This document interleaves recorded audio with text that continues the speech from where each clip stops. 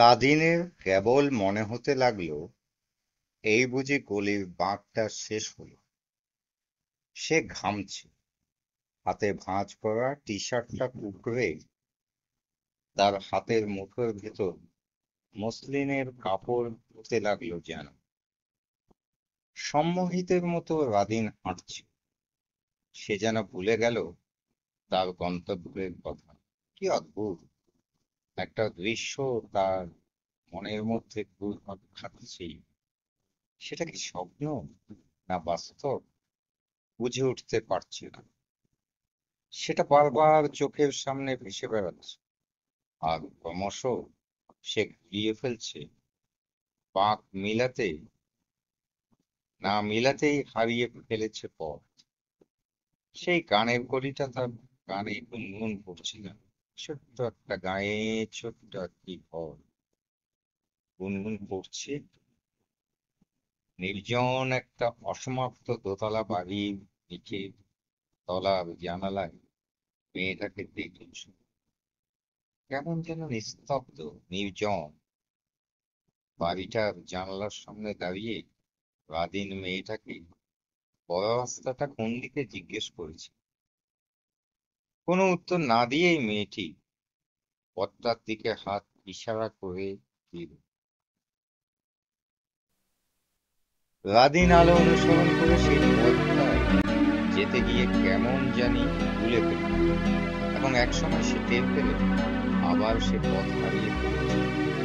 যদিও একটু আগে তার মনে হয়েছিল এই বুঝি রাস্তায় পৌঁছিল, কিন্তু না, সে বড় রাস্তায় এসে পড়ল। তারপর সেখান থেকে বাস কিংবা ট্যাক্সি, রিক্সা, যে কোনো একটি যান করে সে বন্ধুদের কাছে ফিরে গেল। ওরা এসেছিল চারজন, শাহেদ, মতি, টিপু আর রাধীন। এসএসসি পরীক্ষা শেষ হয়েছে প্রায় 1 মাস। এই তো আগামী মাসে রেজাল্ট বের হবে। তার আগেই আউলিয়ার মাজার জিয়ারতের বুদ্ধিটা এসেছিল রাধীনের। 3 দিনের প্ল্যানেই ঘর থেকে বেরিয়েছিল 4 বন্ধু। অদ্ভুত খেয়াল রাধীনের, যখনই অস্থিরতা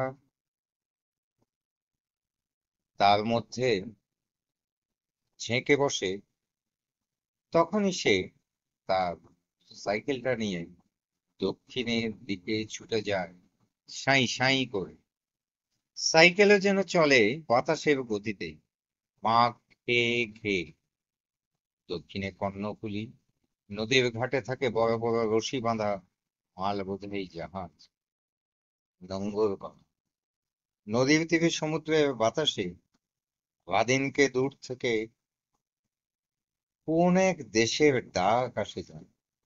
বঙ্গোপসাগরের লোনা পানির সাথে কুলিদের ডাকে তারও কেবলই ইচ্ছে হয় কোনো একদিন সেও মাথায় করে বোঝা নিয়ে কাঠের সিঁড়ি বেয়ে জাহাজের ডেকে যায়। তখনই ভোঁ করে সারাত সারাত করে জল কাটার পাখা চলবে। কোথায় যাবে সে জাহাজ তার জানা নেই। তার কোনো এক মুক্ত দেশে নিশ্চয়ই জাহাজটা ফিরবে, যেখানে বইবে আর গাছের পাতা দোলানো বাতাস।